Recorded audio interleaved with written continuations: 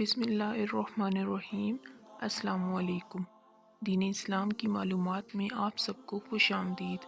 سوال: عورتوں کے سر میں کنگھی کرتے وقت جو بال کنگھی میں نکل آتے ہیں، ان بالوں کا شرعی حکم کیا ہے؟ ان بالوں کو جلانا یا کچرے میں پھینکنا جائز ہے؟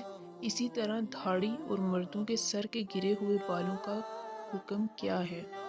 جواب: سر یا داڑھی کے بال انسانی جسم کا حصہ ہونے کی وجہ سے قابل احترام ہیں، نیز اجنبی مرد کے لیے عورت کے ٹوٹے ہوئے بالوں کو دیکھنا بھی جائز نہیں ہے۔ اس لیے سر میں کنگھی کرتے ہوئے عورتوں کے جو بال گر جائیں، انہیں کسی جگہ دفنا دینا چاہیے۔